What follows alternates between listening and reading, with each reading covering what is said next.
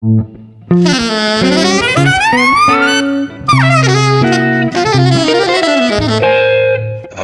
Jazz.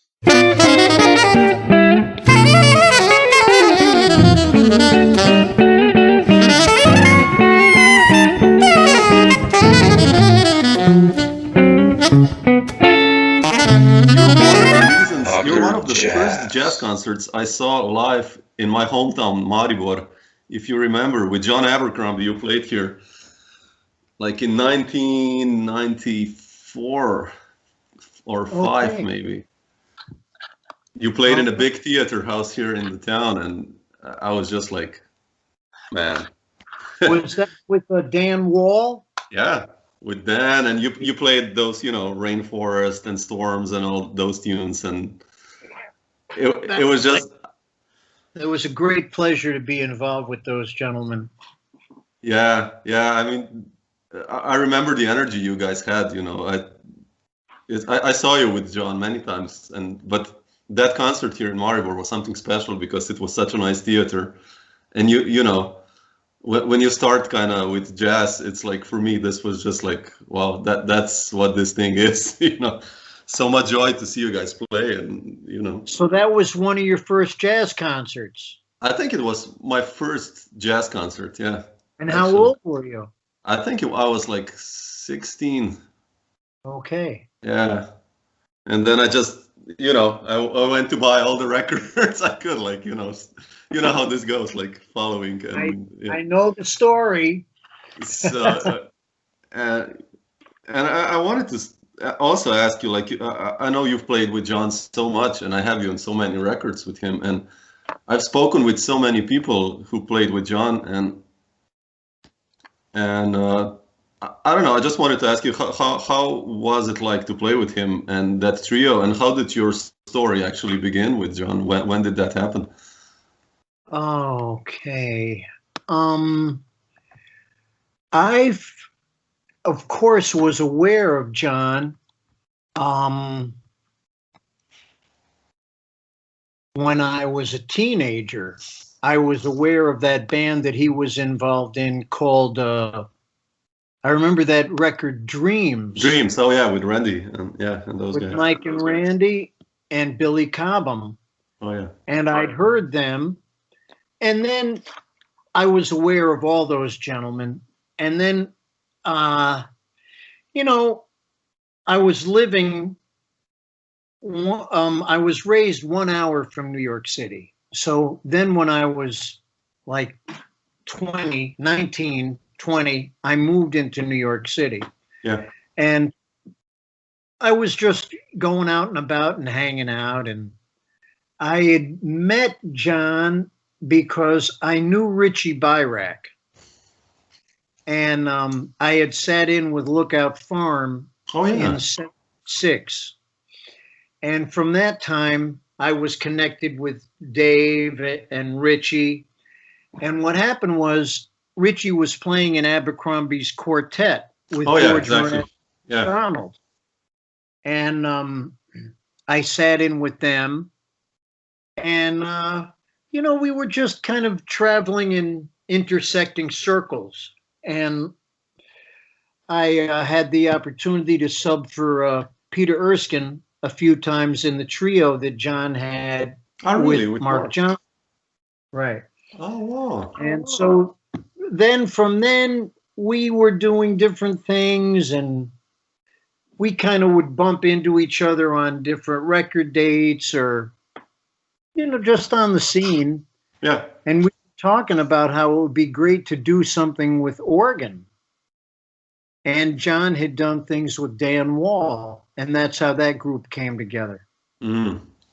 And it was a lot of fun, man. And this was right before John McLaughlin did his organ trio. Oh yeah, with Joey, the Francesco, right? Joey yeah. And Dennis. And it kind of was frustrating because it was like we had our thing going, then McLaughlin did his, and it kind of took a little bit of the attention away from what we were hoping to get going, But it was all good. It's all good. A lot of good Johns play the guitar. Oh, yeah.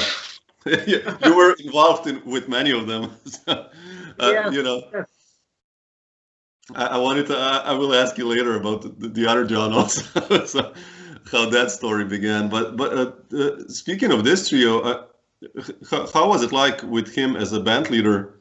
Like, how did you guys work with tunes? You know, was he like very democratic or just like really easygoing? Totally cool.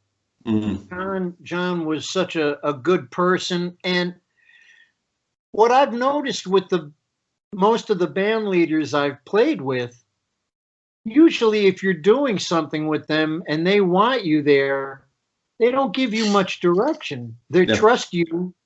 You're there because they like what you bring to the situation. And a challenge for me is always to try to get inside what the music is and the personalities involved and try to get inside that. Yeah. So I've always let the music tell me what to do. Yeah. And at a certain point, I think people then trust your instincts and your sensibility and your intuition and what you bring. Yeah. Definitely. Your opinion to what the music is. Yeah. Makes sense. Yeah. Is that your philosophy? I mean, I watched the other day from that Barbayou, you guys did a live stream. Oh, okay. Of the Lead Belly project, and you know, I did this talk with Steve Cardenas, and who I love, you know, and I wanted to ask you, like, do you bring this sensibility and this thinking also to your band leading? Like Lead Belly kind of is. When I saw the footage, it looks like so relaxed how you do everything, and like. I mean, you always get more when you can just relax and enjoy what's going to happen. I mean, the gentlemen that are involved in that project, I trust them. And it's very simple music, and it allows the opportunity for people to explore and bring something to the situation. Yeah. And it's kind of a bridge for a lot of different things going on. When you have simple music, that music for me was the initial music that I remember as a child. Lead Belly. Lead Belly. Because really? my parents had a very diverse record collection. Oh, wow. And you know, when you're a kid and you're looking through your parents' records, what are you initially captivated by? The cover. Yeah. And there's two of them. I mean, I might even have them here. Hold on a second. Oh, yeah, please. Oh, wow. These are 10-inch LPs. This is before the 12-inch. And there was two of them. Oh, wow. Yeah, that's an impressive one. So he's there with the bandana and the overalls on this one. And on this one, he's got a suit on and a big 12-string guitar. And look at the intensity in his eyes. Yeah, it's killing. Yeah. So as a little boy, they had a very diverse record collection. And so I would, look at the records, and I remember seeing these, and it's like one of them, he's kind of like the farmer, the rural man, and the other one, he's in the suit. He's the urban man. And I remember putting on these records as a little boy and hearing them. And these are all folk songs and field songs, Rock Island Line, Shorty George, Blind Lemon, Black Girl, Ha Ha This Way, Green Corn, Pick a Bale of Cotton, Take This Hammer, We Shall Walk Through the Valley. So when I put this project together, it was something connecting to my initial musical inspiration. Yeah, that's beautiful. Yeah. So, and the thing is, it's simple music. And when you have great musicians, you don't need to give them anything complicated. Yeah, yeah. If you got good guys, sometimes the simpler the music is, the more opportunity there is for expression and exploration. Yeah. So that's kind of how that happened. And the only thing I said to them, because Lead Belly played 12-string guitar, so I figured I don't know anybody that plays 12-string, so let me get two cats that play great 6-string. Yeah. And the thing that I was looking for primarily was guys that know how to listen. Right now everybody has more chops than ever. Yeah. But that's not enough for me. The best musicians I know hear the best. Yeah. And the only direction I gave to the guys was like, if one of you is up, the other one's got to be down. I don't want you in the same neighborhood at the same time, because there's always got to be a balance. Yeah. As far as the frequency, the texture, and that's the thing I'm always trying to think about. So basically, did you have, like, I don't know, Laura is really nicely arranged when I listen to it, and that Princess Elizabeth, I don't know, it's such a nice flow, everything. But did you guys have lead sheets? Did you give them, or like just some basic melodies only, or how did you approach the? Well, on the first record that we did, I brought the material. And then I said to the cats, I said, listen, we're going to do another one. You guys got to do the melodies. You guys got to. Why don't you think of some things that you've heard from the Lead Belly songbook that you would enjoy doing? Oh, okay. Beautiful. It's a democracy here. These guys got to play the melodies. They got to blow on the stuff. I figure let them have some input to the situation. So they found some of that music. Ah, okay. That's cool. And on the first record, I scribbled out some little lead sheets, and on the second one, they brought it in. So, how did you? I mean, how did you find? I guess Ohad. I know he's done a lot of projects, like with Lee and all this stuff. But I know Steve, and I love Nate's playing, but they're quite underrated in a way. Players, like, for me, they're amazing musicians. But how did you decide? For especially these guys, did you have musical connections with them before already in some projects, or? I knew I had been involved in a trio with Ohad and Steve Swallow. Oh yeah. We've done 2 CDs, and I've been involved with Ohad in a bunch of different contexts. And he was kind of the instigator for me to put this together. Oh, really? And okay. I'm grateful for that. Yeah.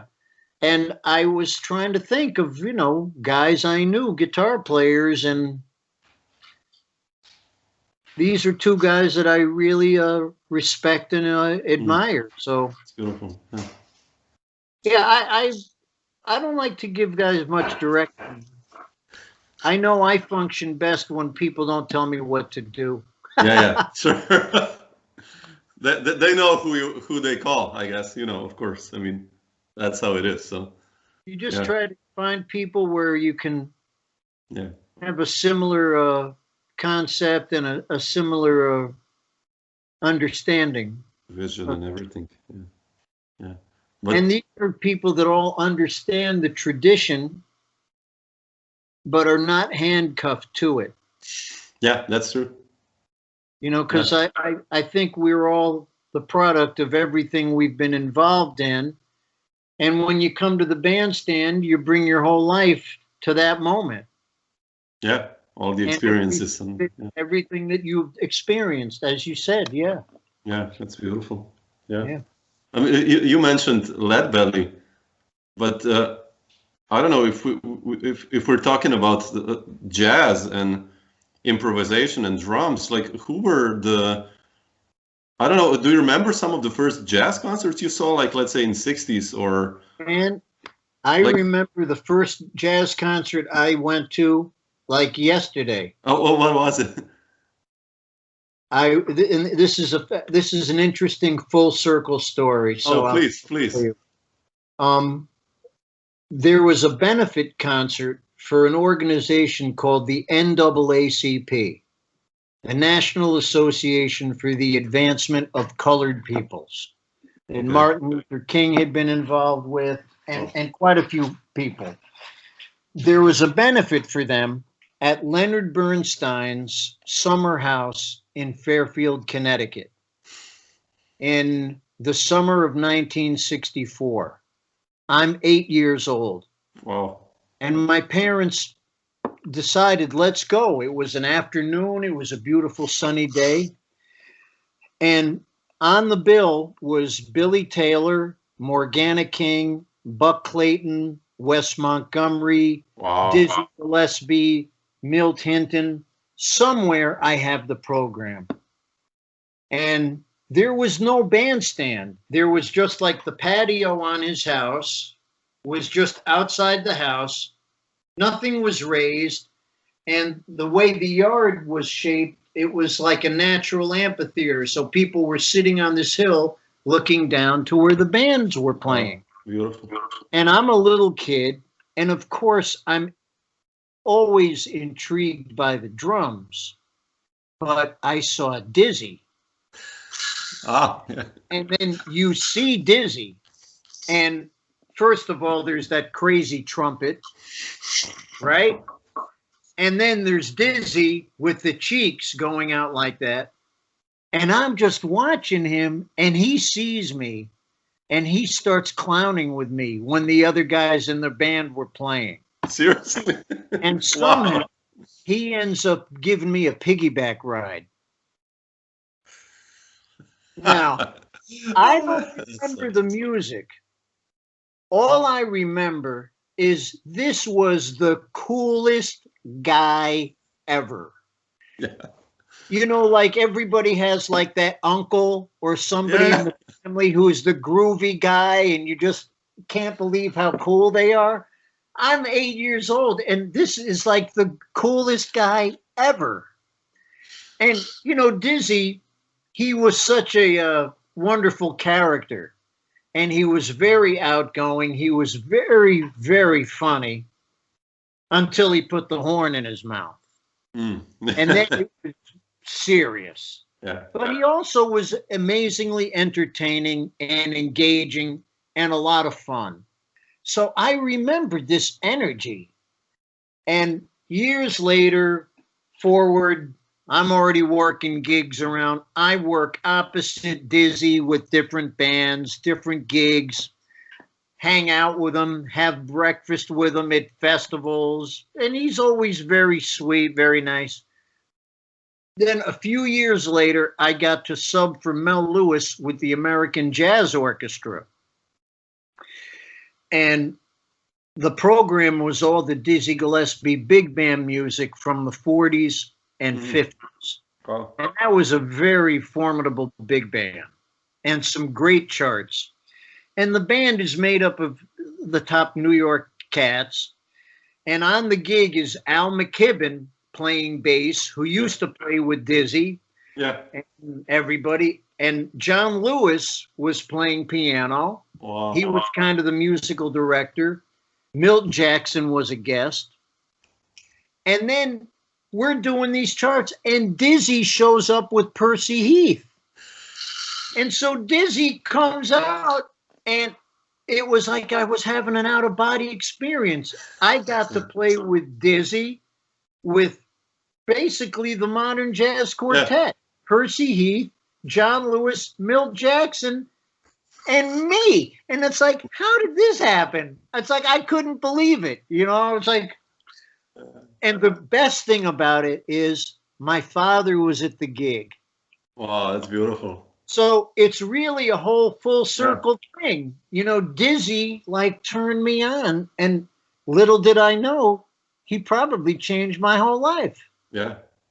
Yeah, that's beautiful. So, yeah, it's a sweet little story. Did you tell Dizzy about the story? You know what? I don't know if I ever did. Ah, okay. That would be cool to hear. Just hanging out. You know, I would just hang out. Sure. And when you're around people like that, I try to listen more than talk. Yeah, yeah. I mean, I know I have a tendency to speak, but I've always learned more when I'm listening than when I'm talking. Yeah. But did you ever ask these guys? You know, one thing I regret sometimes is like by playing with some really great musicians, and when you're on tour, you know, you talk about the, I don't know, what steak you had yesterday, I don't know, the gig or, you know, whatever. And I regret sometimes asking these, you know, musicians, like, you know, some stories from the past. How was it when they played with that and that? Did you ever ask these guys stuff like that also, or? Oh yeah. Yeah. Oh, okay. When you'd be out on the road with Okay. guys, and you're on the train or the Yeah. plane or the car ride or the van for 7 hours, we end up talking about Okay. everything. I mean, I was generally the kid. I was always the youngster. And I'm so grateful because I got to play with people that were much better than me. And that's how I got better. Yeah. Yeah. When you play with people that just have more weight of experience and you're on the bandstand with them, you're learning through playing. Yeah. And you're learning through the experience. I mean, learning in school is one thing, but learning it by doing it, that's another story. It's nice to have a combination of theoretical knowledge and also practical hands-on knowledge. Yeah, definitely. I mean, Definitely. like I never graduated from any college, so I don't have any paper, but I have the caper. That's a good. But Adam, you mentioned like having your own stuff. I mean, when I listen to you, I don't know. I kind of know it's you on drums, and I wanted to ask you, who were the drummers you listened to in the beginning? Because So when you hear me play, you know it's me. I don't know, like, well, yeah, more, you know, but maybe these bands with John and all this with, I don't know, Jerry Bergonzi or Bruce Gertz or, you know, I don't know, you have this open kind of style. You're like really listening to music and to the musicians, what you said. And how did you get this? Who were the jazz guys or not even jazz guys that influenced you, you would say? Well, I would say that I've basically been affected by everything I've ever heard. That's, yeah. You know, and the things that you like and that captivate you stay in here and somehow get mixed in with whatever else is up in there. And it just kind of comes out. I mean, I'm a product of all the people that I loved. Yeah. All the drummers that I loved, all the musicians that I loved. That's kind of where it's at. Yeah. And the things you like stay with you, the things that you don't. Yeah. And I think and because everybody's got their own personal point of view, which is shaped through your whole background and your environment and your influences and, you know, genetics. We're the product of everything that happens to us. Yeah. And I feel very grateful. Both of my parents were involved in the arts. My father was involved with graphic arts, and my mother had been involved with, you know, acting and also with advertising and also graphic design as well. So I grew up in an aesthetically aware environment. Yeah, that's quite important. Yeah. So, and I was also an only child. So consequently, a lot of times I was hanging out with people older than me.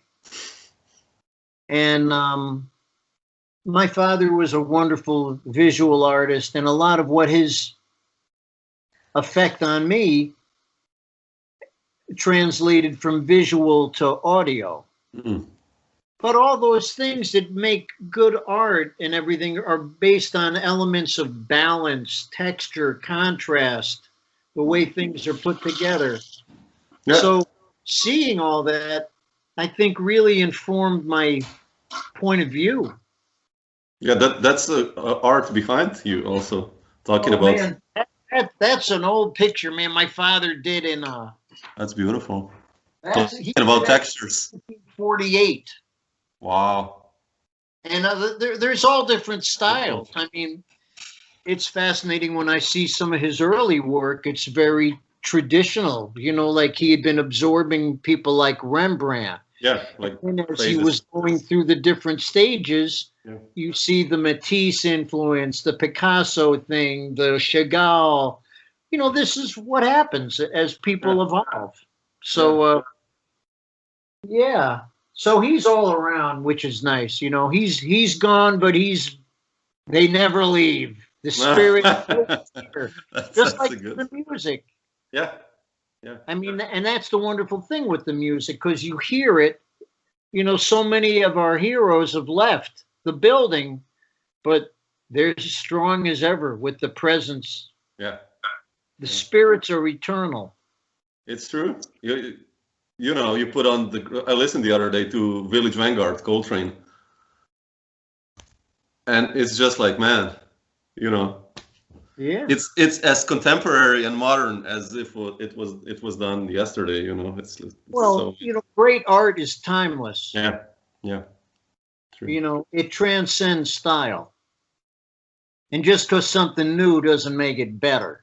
Yeah, definitely. And for me, I mean, the first time I played the Village Vanguard, that was a big rite of passage for me. Who was that with and when? I think it was with Dave Liebman's quintet, probably in 1980. I think I was about 24. Wow. And that was a great band because that was with Ron McClure. And Terumasa, right? You know? Yeah. And Scofield. Oh, yeah. And Sco and I were the kids. And that was a great learning experience for me, and I have a lot of gratitude to those gentlemen. Yeah, those records, man. Like, if they only knew, and all that's like, well, it's so burning. I just got a compilation of all these live gigs. Oh wow! Band, and that's really on fire. Yeah. Oh, yeah. You have to somehow put them out or somehow. Well, I think Dave is trying. We'll probably have him on his website or something. Yeah, super. At some point. Yeah. It's because, you know, there's nothing like the gig. Records are records. You know, those are studio projects. But when you're in the heat of the moment on a gig, other things happen. And yeah, definitely. Yeah. You mentioned Dave, and I have to ask you this. I mean, I'm really curious about this.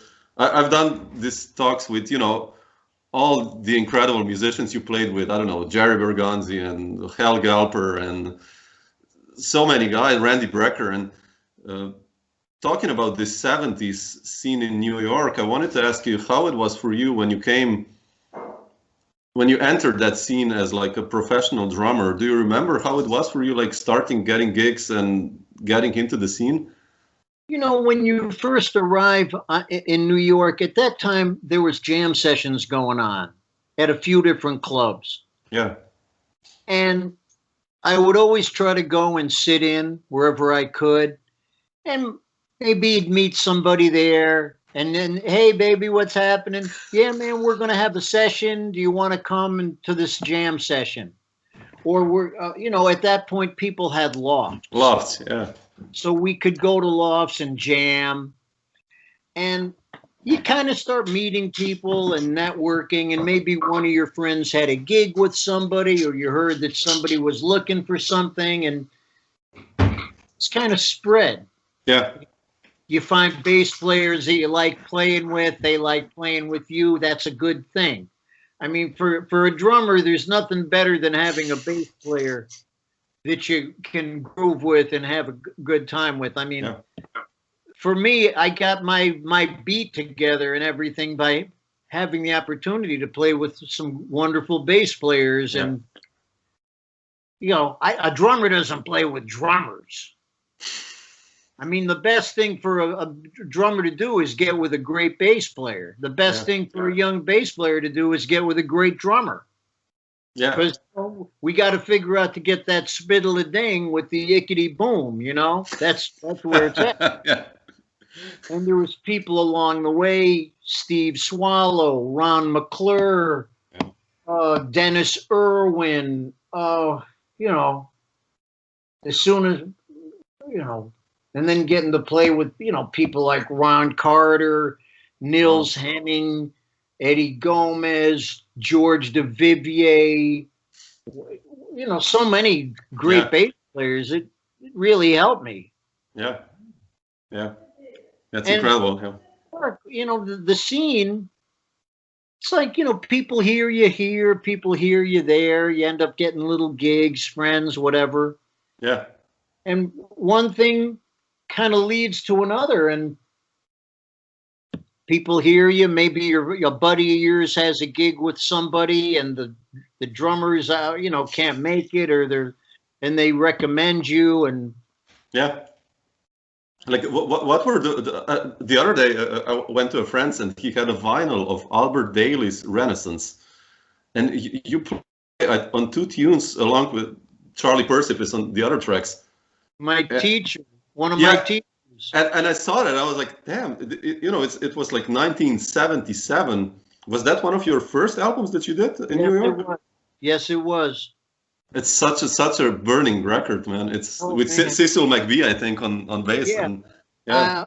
I will be forever grateful to Albert Daly, man. This was one of the unrecognized master musicians. Yeah. And just the fact that he wanted me to play was so great for me. And to play with Cecil, I mean, these were people that were, you know, people I admired and looked up to.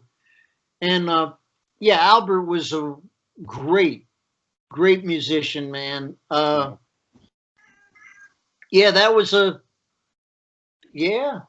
was far out.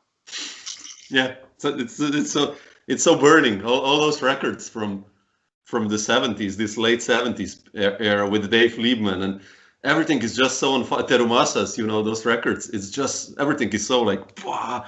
There was an intensity there, man. It was you know, no prisoners, and it was an interesting time to say the least. I'm glad I got to catch it. And the thing that I think about too is I was able to play with people that were encouraging me to hit. Yeah. You know, it was like I had a green light to go for it. These guys were playing with the most burning cats, and they wanted that. Yeah. It wasn't a situation where I had to like chill all the time and behave. It was different than playing with a singer or playing in another kind of context. It was more down the middle and more mainstream. This was a little bit more progressive. We were encompassing elements of everything that was kind of going on. And so these cats, it's like they gave me a green light. And so it was a situation where I knew what it was like to go to that red zone and to push it.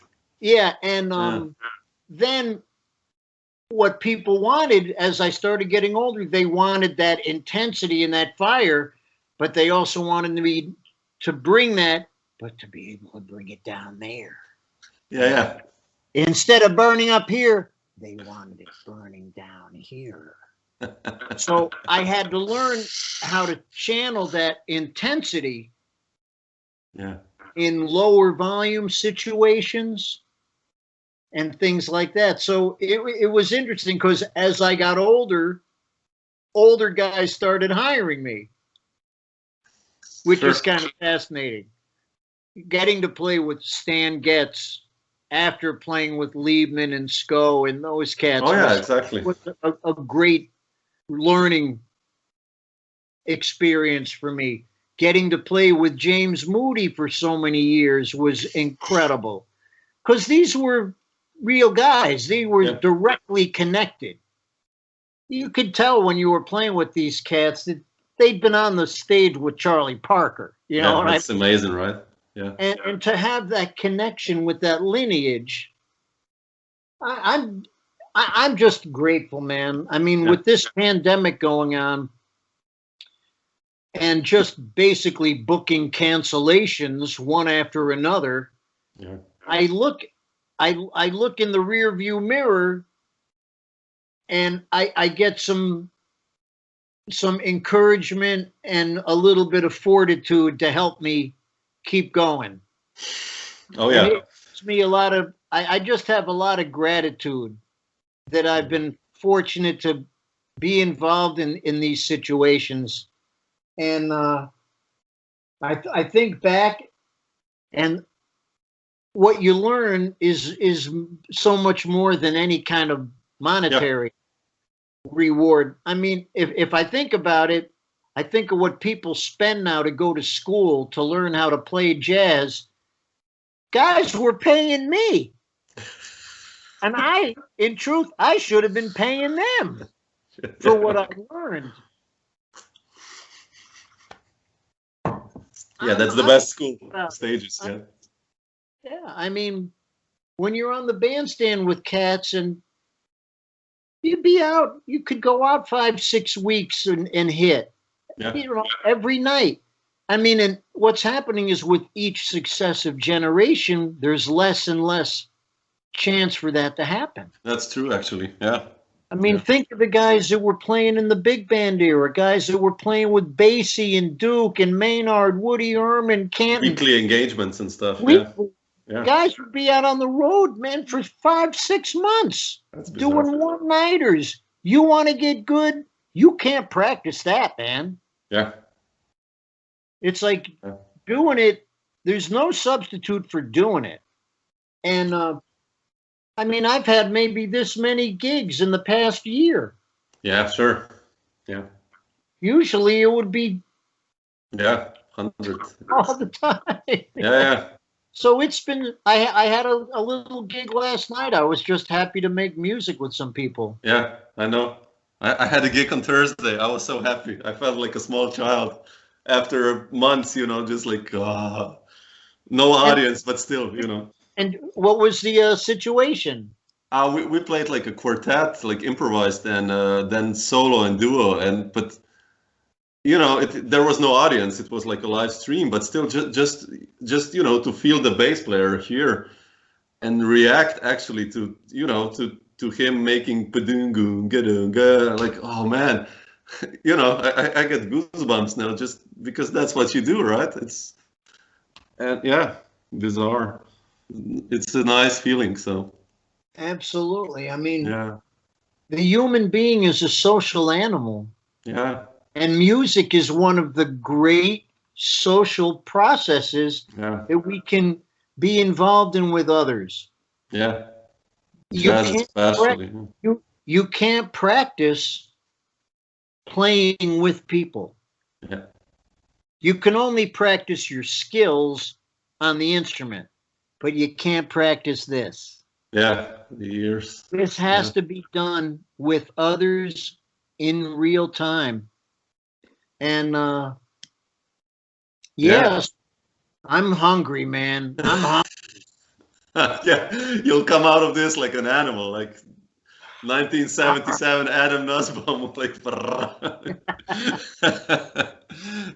But you mentioned touring, Adam. I just wanted to ask you. You know, I spoke, I don't know, to Mike Richmond, the bass player, and I know you played with him also, and. If I spoke to him about this period from 1977 to, let's say, 1981, which was for him incredibly busy. And when I look at the records that you've done in that period, you must have played, like you said, 6 nights all the time with so many different projects. But when did you go to Europe the first time? I wanted to ask. With whom was that? Like with David Liebman or? My first tour was with John Scofield. Oh, really? In October of 1978. Wow. And we recorded that record, Rough House. Rough House, yeah. I love that one. With Hal and Stafford James. Yeah. And that for me was another great experience because Hal was, 17, 18 years older than me. And he'd already had a lot of experience. And he was kicking my ass on the bandstand every night musically, and he was peeping me to things. It was a real good learning experience. And I think that record we made is a good one. It's a really good one. I think it still holds up. There's some good music on there, and I think I was 22. Wow. Yeah. That's how was the first European tour like for you? How was it like for you to go like for 3 weeks or 2 weeks? I mean, you remember some of that experience? I was excited. I was getting to play good music every night. I even brought drums back then. Oh, wow. We used to bring drums back in those days. Yeah. You would tip the sky cap at the airport $20 and he would check the whole drum set. Yeah. And but it was a great experience for me, traveling every day, getting to play every day. That was a lot of fun for me. We were traveling primarily by van. Yeah. So okay, that makes it easier in a way. And I was so grateful to do that. And before that, I had gotten in the band with Liebman, with Sco, and Sco had this tour. And then after that, I went with Dave and that group. Then I went again with John, with Wayne Dockery. Yeah. And we did that recording called Ivory Forest.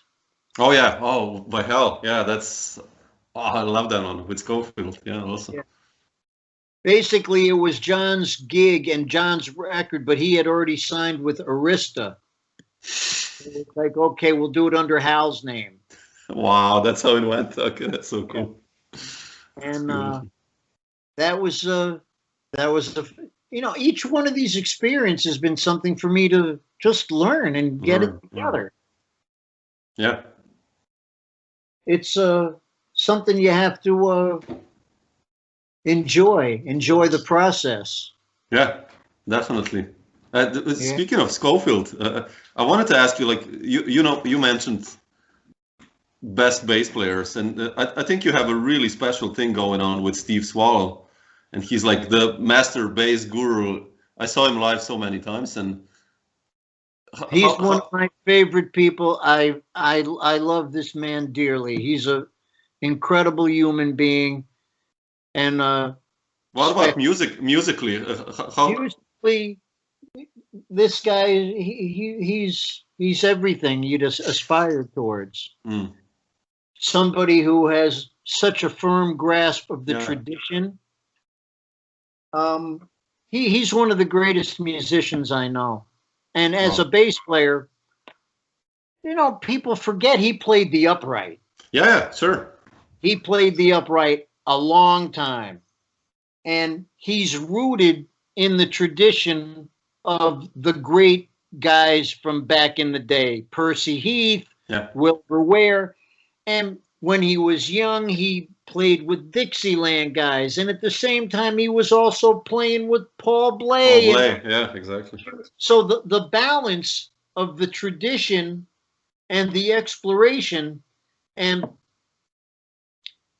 he's I can't say enough good things about him. And I'm so grateful that I've had a chance to play with this man. And there's people in my life. It's like if they weren't there, I wouldn't be here. Yeah, sure. They've had such a profound effect on me. And he's one of my heroes. I mean, I love this guy. Yeah. He's also like, people talk always when we talk about electric bass, we talk about Jaco. Let's say he was incredible, but Steve is also like, I think he should be equally there, like in his own world, right? Age factor, Swallow's born 1940. Yeah. So the depth of his experience is more than anything that Jocko had. Sure. Jocko, this was one of the great phenoms. I mean, he was a wonderful musician. But to me, when people always talk about Jocko, it's like, wait a minute. Yeah. Let's talk about Steve Swallow. True. And the other thing, too, is we have to remember people are very often attracted to virtuosity and speed and things like that. And what everybody forgets is that underneath everything that Jocko had, underneath all that frosting, there was a serious cake. Yeah, yeah, that's true. Yeah. He fulfilled primarily the fundamental functional elements of being a bass player. Great time, Yeah. great sound, bass, B-A-S-E. All this other stuff, that's the frosting on the cake. That's beautiful. And people have to understand that. And I was fortunate to get to play with Jocko, and he was an incredible musician. He's another tragedy. Yeah. What context did you guys play with? Like, well, I played with him in a quartet with Steve Slagle, the alto saxophone player, with Mike Stern. Really? Oh, And wow. there's a CD that came out from one of our gigs at 7th Avenue South. Oh, I have to check this out, man. Okay. Wait, I got my wall of shame over here. Come on. I'll show it to you. Here we go. Really?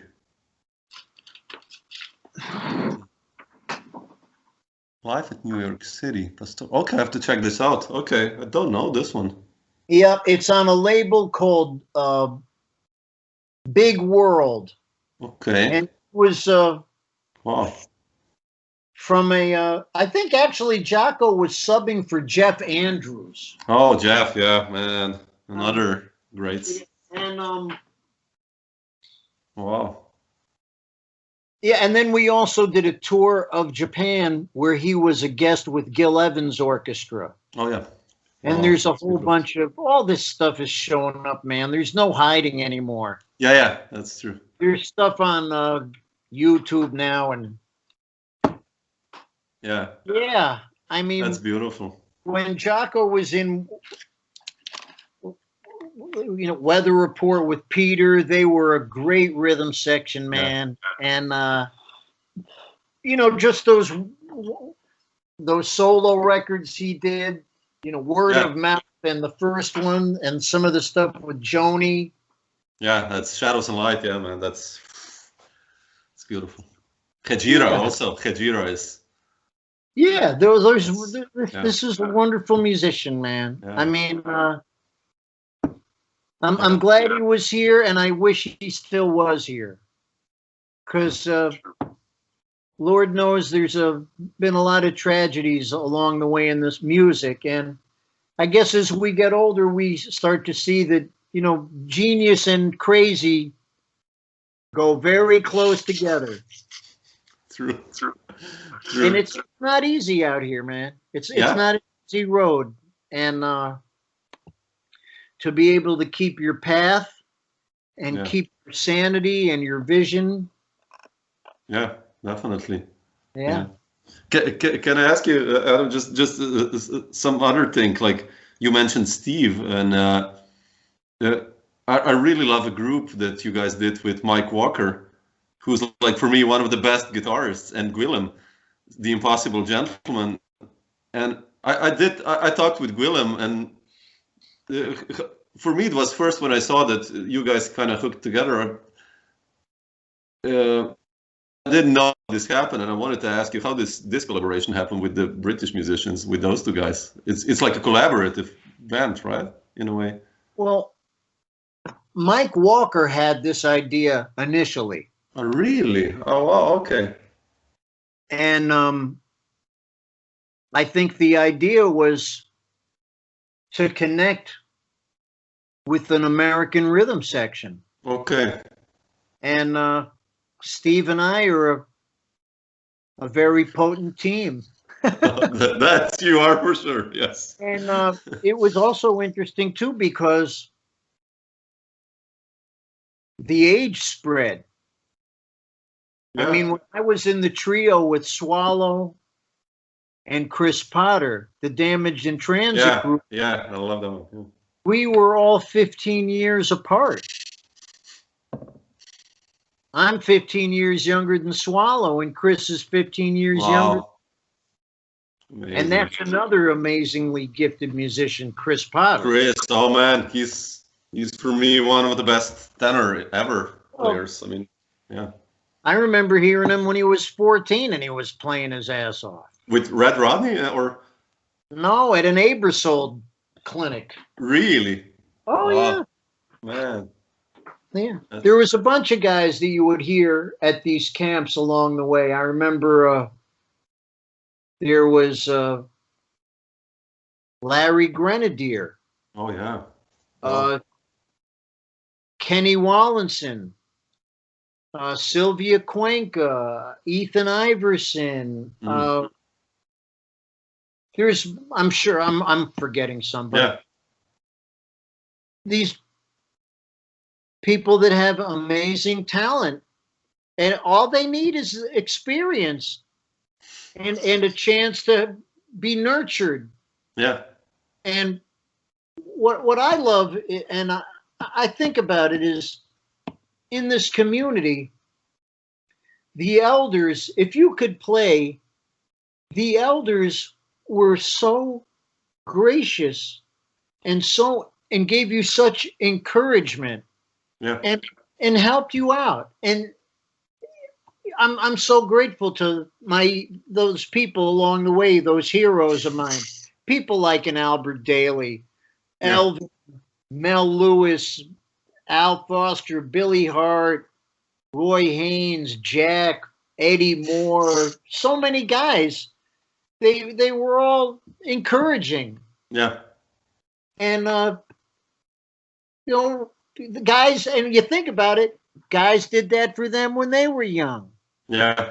We have to do it we have to maintain this continuity so this music stays alive. Definitely. Yeah. Camaraderie. It's really been changing. Things have really been changing with technology and the world. I mean, look at what we're doing now. Yeah, it's amazing. We're able to do this. Yeah. But there's still no substitute for being in the room and feeling the energy of what's happening. That cannot be replicated. And I'm glad I grew up actual analog, not virtual digital. Yeah. Yeah. Yeah. And I think about it. Growing up 1 hour from New York City, from the time I was in high school, junior high and high school, I was able to go in to clubs and concerts.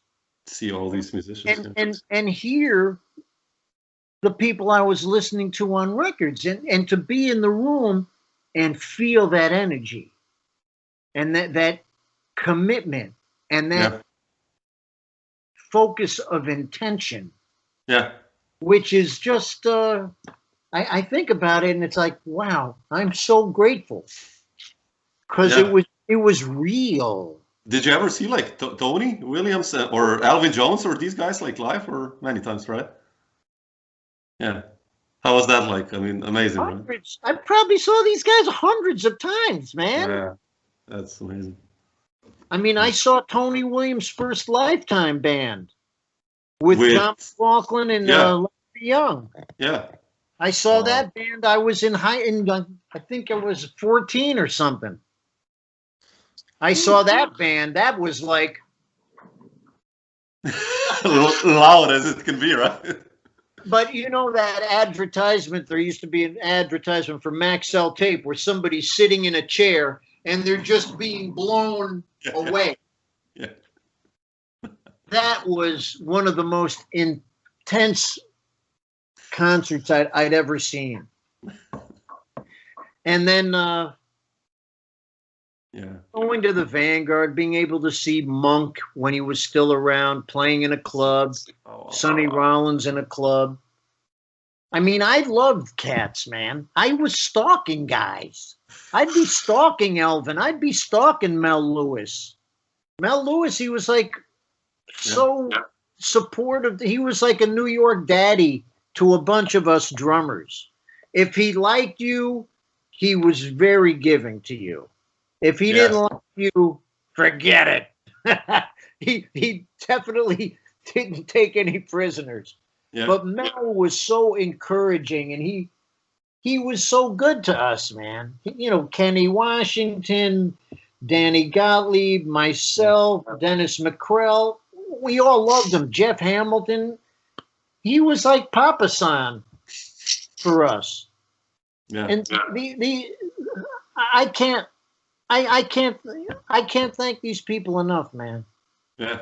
Can you imagine? Like you know, how the way I sound, I'm a mix match of all these people that I loved. Jack, everybody, Jack, you name it, Roy, all these guys. I mean, Roy Haynes, God bless him, 96, he's still alive. That's amazing. Yeah. I mean, how much music has gone through that individual? Yeah, he played with Parker. I mean, like, or with everyone. You know. Armstrong. He played with everyone in the history of music he played with, and he always sounded great, and he sounded hip all the time. These cats. It's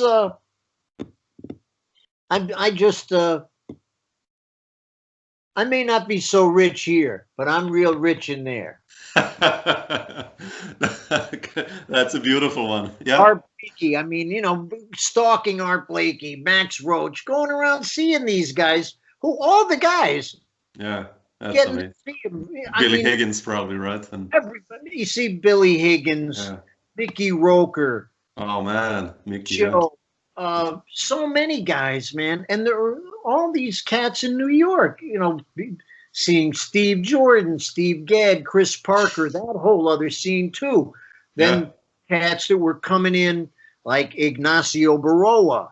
Oh yeah, man, what a drummer! Yeah, he was bringing that stuff to the drum set, and then, I mean, I hate naming people because I always forget people, but everybody, man, getting to hear everybody, and just an education. And it was available, right? It was like, I don't know who told me, I think it was Jerry Bergonzi, that like it cost 99 cents to get in and like 50 cents for a cola or something like that. Or that's a little before my time. Oh, okay.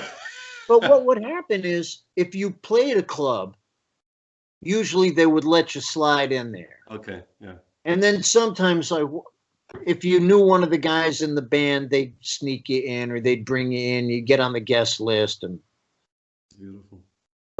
This is a cryptic thing today. I'm reading the book about Harold Jones, the drummer who played for many years with Count Basie and Tony Bennett. Great drummer. Still around, doing well. And in the book, he's talking about Sarah Vaughan, and he goes, yeah, it was very sad when Sarah died on April 4th. Oh, wow. And I'm reading it, and today's April 4th. Yeah. Man. Spooky shit. Okay. So you're a guitar player? Yeah, I'm a guitarist. Yeah. Well, yes. I did really enjoy playing it with the Impossible Gentlemen. We did the 2 CDs with Swallow, and then Steve Rodby came in. Yeah. And that was also very good. He's a fantastic musician. And there was I think there was some nice music that we made together, and some was challenging for me. And it was an interesting balance. And I think the name was a good name for the band.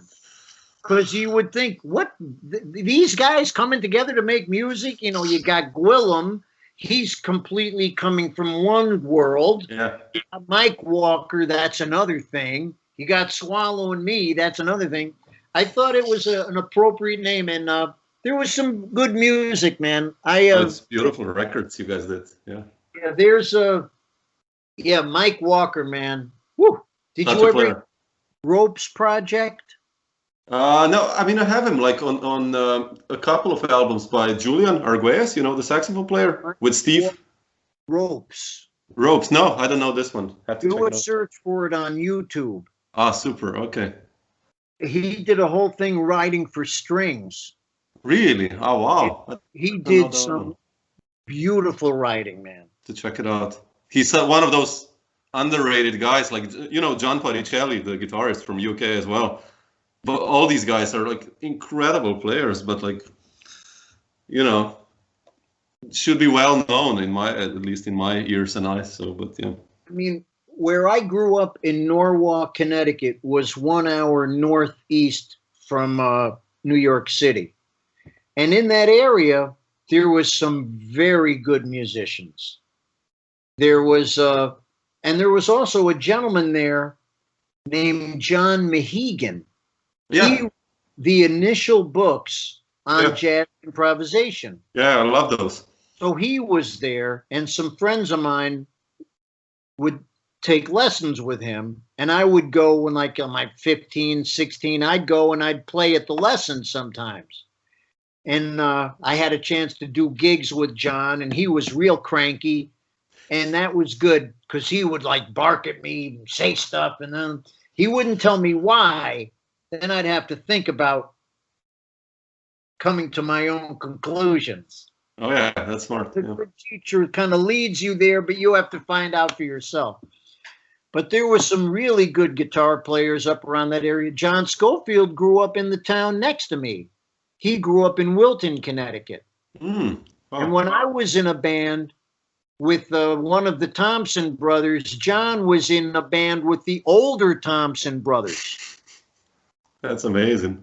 John was 4 years older than me. And so when you're 13 and somebody's 17, that's a big deal. Yeah. They're grown-ups, we're still little kids, you know. And there was another great guitar player up there named Phil Kramer. There was a guy, Mike Tedesco, a guy named Tim Breen, Tim DeHuff.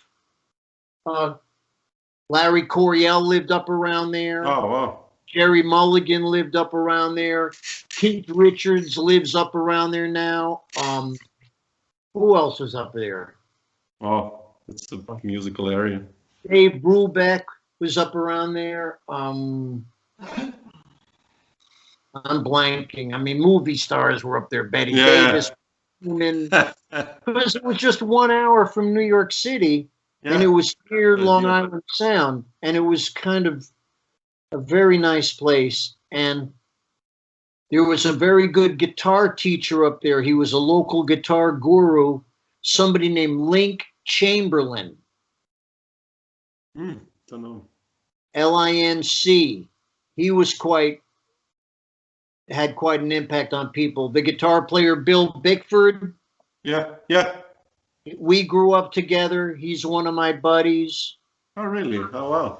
And there was a very good drummer, John Catrone, his dad, Nick Catrone, Joe Corsello, the bass player Phil Bowler was in Stamford, Rick Patrone. So many musicians there, man. These cats could all play too. Yeah, sure. And, for one reason or another, some people, they pursue something else, or they see what it's like to try to be a musician. It's like, what are you, crazy? That's not nice. Yeah. My phone was on Siri. Oh, no. And when I said that, you must be nuts to be a musician, she responded, that's not nice. Man, that's the statement of the century, actually. Wow. Okay. Yeah. Okay. That's a keeper. I'm actually in a group with a guitar player who's from Serbia. Ratko, Zjaca. Ratko. Yeah, sure. And Simone Zanchini. I mean, Yeah, that's a fun group too. yeah, I think I played with Simone once. Yeah, I know Simone. Yeah. He's incredible. Wow. And the bass Amazing player virtue. Martin Martin. Jakonowski. Yeah, he lives in Germany. Yeah. Yeah. These guys all play fantastic, man. And that's a lot of fun too, because that music is bringing so many different flavors to the scene. And that's another one of those things where they bring me the music and I'm just trying to figure out what am I going to do? What can I do with this? You know? Yeah. Well, it's fun that you keep this, like, right, this child curiosity and openness. I love that. Yeah. Well, what was great was to be around some of the older musicians that were masters, but they had the wisdom of age, but they still had the curiosity of youth. Yeah. Yeah. Gil Evans had that. James Moody had it. Hank Jones had it. A bunch of guys. There's a bunch of them. You know, it's like the higher you get up the mountain, the more there is to see. Yeah, that's beautiful. And they keep looking for different things. And it's fascinating how you see, you know, some people find their zone and they kind of hang there. And then other people, they just keep on looking and shifting. And it's going to happen. I mean, life is a process, man. So it's an ongoing journey. That's beautiful. Yeah, it's true. I love that. You know, that's what's fun also, right? To finding new things. Explore the unknown. Yeah. But Adam, you just mentioned all these amazing musicians. I wanted to ask you, how was it with Kenny Wheeler? By the way, he's one of my heroes as well. I know you played with him for such a long time, and he's one of those underrated cats in the history and composers, actually. He's fantastic. Yeah, I pinch myself, man. I got to play with this guy, and John Taylor was playing Chris. John Taylor. Oh yeah, man, yeah. That is a regret I have, that we did not record that band. Yeah, because there's no record, right? Yeah. There's no records, and it was scheduled twice to happen. Yeah. For ECM, and for some reason it didn't happen. That's a shame. And I think there's some live recordings from radio and things around, but yeah, man, Kenny, what a wonderful musician, man, and actually very funny. Yeah, I heard stories. I think Gwilym told me, like, underneath that kind of quiet way, it's like he was very funny. Yeah, this guy, he had such a broad scope. Yeah. And very inspiring. It's funny that this is the same guy, you know, I listened to the other day, like, you know, John Stevens is that instantaneous ensemble, like, it's 1968 with Kenny and Evan Parker. And it's the same guy, you know, who played like these amazing compositions in 2000 and I don't know, 3 or wherever, you know. Absolutely. Such a scope. Yeah. Such a scope. And did everything honestly. Yeah. It was all honest and felt connected to whatever he did. Yeah. So it was like he was in it. He was in it. He was in it, not at it. Yeah. Yeah, Kenny, man. This guy was a lot of fun. I play with him some days because I play along with Angel Song since there's no drums on it. Man, such a record. You actually do that? Yeah, man. I'm home. I got to play with something. So I find a lot of recordings that don't have drums on them. Oh, yeah. Yeah. I'll play with Kenny Wheeler. I'll play with Nat King Cole. That was a great trio. Oscar Moore, Jesus, one of the greats. Yeah. They didn't need a drummer. Yeah. I mean, if everybody can play, they don't need a drummer. Yeah, okay. I mean, anybody that's really got it together has. What are the first things you hear when you hear a musician play? Their sound. Yeah. And then the time. Yeah, the groove. Yeah. And then you become aware of vocabulary and all that. Yeah, true. But I'll go down. I'll play with Nat Cole. Then I'll play some stuff, some Kenny Barron with this guy, or Yeah. There's a lot of recordings with no drums that are fun to play with. Yeah. I got to do something, man, to try to keep loose. Yeah. I mean, drums are more forgiving than the trumpet. I mean, a trumpet is an instrument you have to play every day. Yeah. Because it's just this, man. Yeah. It's that. Drums you can slide for a day or two. But man, trumpet. But you still practice? Like, otherwise, I mean, like drums, I mean, if you practice, what do you practice if you, or play at least? Higher. But you know what I've been doing?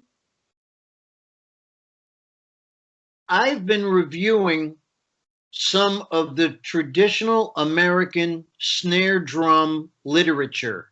Wow. I never studied. Wow. I mean, I never studied drums initially. When the instrument I studied from 7 to 12 was classical piano. Oh, really? Oh, wow. And I played drums from the time I was 5 years old. Yeah. I had a cousin of mine. He was 9 years older. He had the drum set. So I remember I spent a weekend with my aunt and uncle, and he had the drums in the basement. I watched him play, put on a stack of 45s, boom, check, boom, boom, check, boom. And then I just did what he did. Wow. And I never studied the drums. And I didn't get drums till I was 13.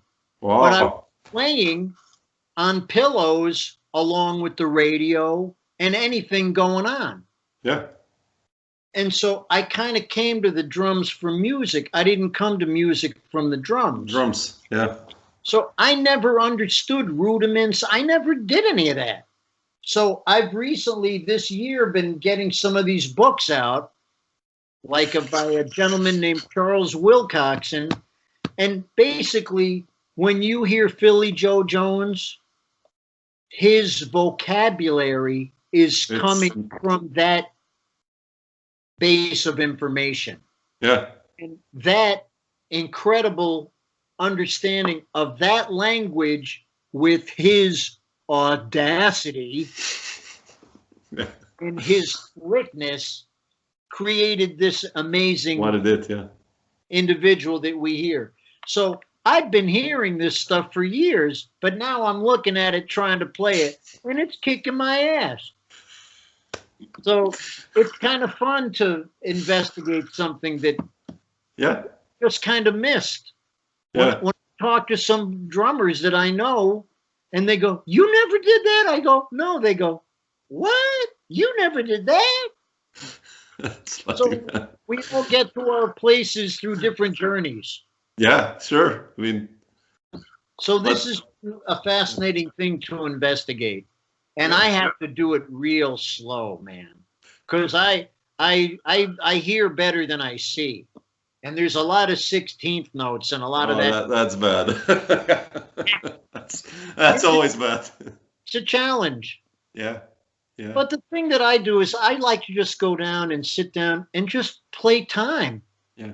It's beautiful. I mean, 90% of a drummer's job is playing time and getting a good feel. And getting make the band feel good. Yeah. Yeah. And like you said something that made me feel good. You said, like, when you saw the little Lead Belly gig, everything seemed relaxed. Yeah. It's supposed to be relaxed, man. It's true, right? I mean, I want it to be intense, but I can't get tense. Yeah. I want it to be exciting, but I can't get excited. No, I don't buy that. all my favorite musicians, no matter how intense the music got, they never get tense. Right? No, but yeah, it just look at it. You playing, man. It's like always when I watched you. What I said, one of my first gigs with John and Dan. It's just so relaxed with you and so much fun. And that's what music should be, right? Like when you see it, the visual. Well, people feel an energy too. Yeah, yeah. And they feel when people are inside it. And I love the music, man. I just love playing with people. Yeah, you can see that. Yeah. I love that. And every situation is a chance for you to try to get inside what that music is. And everybody you play with is going to have a different sound, different feel, different articulations, different ideas. And you try to get in and support them. Yeah. That's what it's about. It's a team sport. So, yeah. Absolutely. You know, I love that little phrase. There's no letter I in the word team. Yeah, that's a good one, actually. There's all those little, I love all those little things. I heard one a few weeks ago I really like. My object is to die young, as old as possible. Good one. Good one. Right? It's a good one, but yeah. Yeah. I always see music as a team sport. I'm a basketball fan, you know, so it's like all the great teams. I mean, in the history, it was like they had the best sixth man and the seventh man. It was stars, but, you know, they had a team. So, yeah. Exactly. It's knowing how to take care of everything. Yeah. I mean, you think of the great bands that were put together. Think of the great bands that Miles had. Miles, yeah, exactly. I mean, he always had a knack for putting together incredible combinations of people. Yeah. Coltrane's band, when Cannonball had his band, Mac, you know, these bands, the way they came together. I mean, Duke getting the different personalities for their sounds and what they brought. I mean, you hear Count Basie band, man. Amazing, I mean, it sounds like one breathing entity. Organism, yeah. I mean, and even when guys would change, even the band still had a vibe. And because the one thing that really never changed in the Basie band, Freddie Green. Oh, shit, of course. Guitar, yeah, one of the greats, rhythm players. Never took solo, man. Yeah, he's such an underrated player, man. He didn't want to. And people go, oh, he just did that. It's like, oh, yeah, you try to do that. Yeah, man, what a drive. To that? Him and Basie. That was the secret of that band. True, actually, yeah. If you think about it, man. Yeah. If he wasn't Freddie Green, yeah. Freddie Green, the time. What a player. Man, yeah, true. You think of that, man. It's unbelievable. Yeah. And I mean, and that's the thing too, which is hard for young musicians to develop unless they're getting to play all the time. Yeah. Knowing how to comp. Piano players knowing how to comp. Yeah, when to leave space and guitar players knowing how to comp. Everybody's talking about, oh, I'm waiting for my solo. That's like a drummer has to know how to accompany people. Yeah. 90% of my job is playing with people. It's not about the drum solo. Yeah.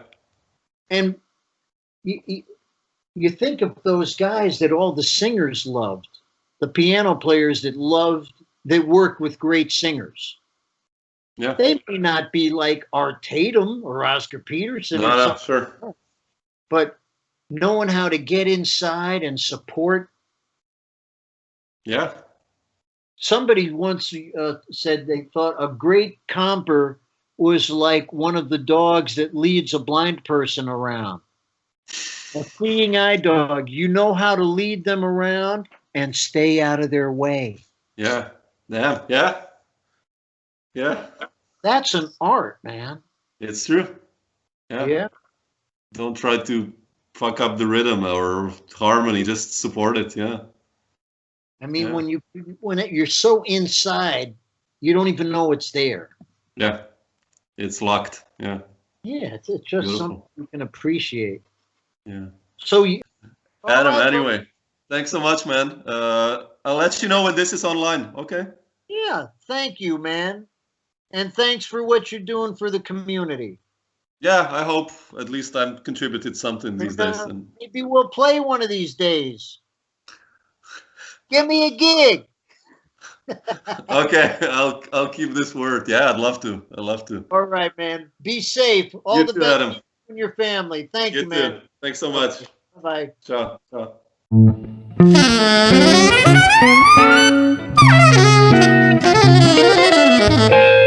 Dr. Jazz.